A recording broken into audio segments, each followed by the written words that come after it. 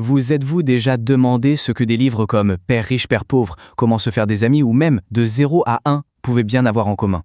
À première vue, pas grand-chose. Et pourtant, ils sont tous des pièces d'un même grand puzzle. Alors aujourd'hui, ce qu'on va faire, c'est justement assembler ces pièces pour révéler un modèle unique, un cadre unifié pour réussir.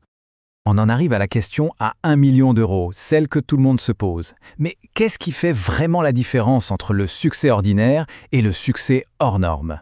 Est-ce que c'est de la chance, un talent inné, ou est-ce qu'il y a quelque chose de plus, une sorte de structure cachée derrière tout ça?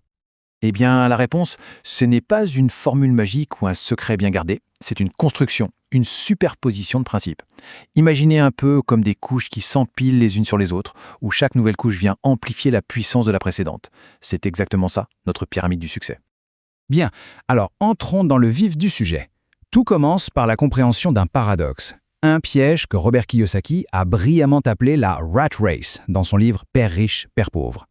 C'est ce cycle infernal où l'on travaille de plus en plus, on gagne peut-être un peu plus, mais on ne s'enrichit jamais vraiment. On court dans une roue sans jamais avancer.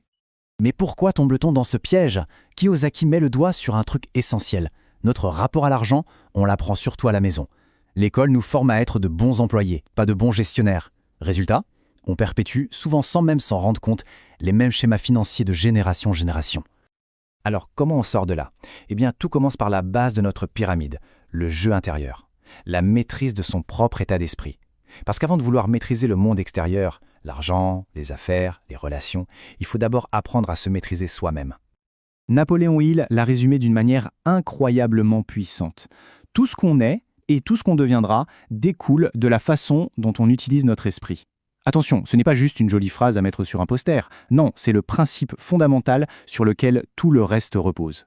Le succès, ça commence et ça finit dans la tête. Kiyosaki nous donne un exemple parfait pour illustrer ça. Son père pauvre disait souvent « Je ne peux pas me le permettre ». C'est une phrase qui ferme la porte, qui stoppe la réflexion. À l'inverse, son père riche posait la question « Comment est-ce que je pourrais me le permettre ?» Vous voyez la différence? Cette simple question force le cerveau à s'activer, à chercher des solutions, à devenir créatif. Et pour concentrer toute cette puissance mentale, Napoléon Hill a un concept clé. Le but principal est défini. Ce n'est pas juste un souhait vague ou une bonne résolution. Non, c'est un objectif ultra précis, qui nous anime, qui nous obsède presque, et qui va canaliser toute notre énergie dans une seule et même direction. Sans ça, notre esprit est comme un bateau sans gouvernail. Ok, donc avoir un état d'esprit en béton, c'est la base. Mais cet état d'esprit, il a besoin d'un moteur pour produire des résultats concrets. C'est là qu'intervient la deuxième couche de la pyramide, la création de valeur extrême. L'idée, c'est de bâtir ce qu'Alex Hormozy appelle une offre grand chelem. Une offre tellement bonne que les gens se sentiraient stupides de la refuser. Le gros problème de la plupart des entreprises, c'est qu'elles finissent par toutes se ressembler. Et quand tout le monde se ressemble, sur quoi on se bat? Le prix.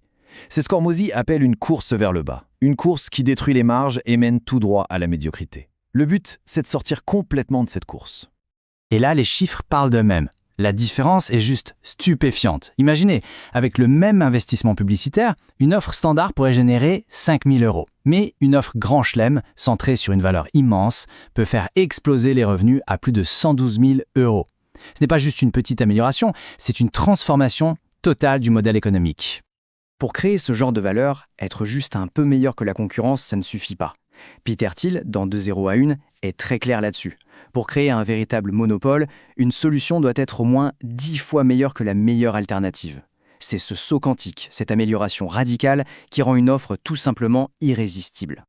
Mais voilà, on peut avoir la meilleure offre du monde si on ne sait pas en parler, si on ne sait pas connecter avec les gens, elle ne sert à rien.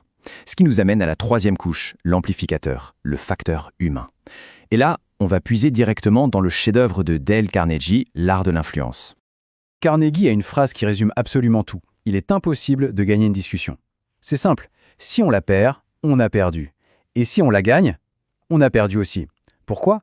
Parce qu'en gagnant, en prouvant qu'on a raison, on a fait en sorte que l'autre se sente inférieur. On n'a pas gagné un allié, on a juste blessé un ego. Du coup, le conseil de Carnegie est d'une simplicité désarmante.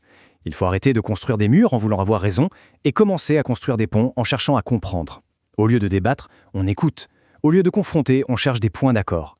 Ce changement de perspective est la clé de toute influence réelle et durable. Et pour y arriver concrètement, Carnegie nous donne une véritable boîte à outils. Ces 6 principes sont intemporels et d'une puissance folle. Et attention, il ne s'agit pas de manipulation. Il s'agit des fondements d'une connexion humaine authentique. S'intéresser vraiment aux autres, écouter plus qu'on ne parle et valoriser sincèrement son interlocuteur.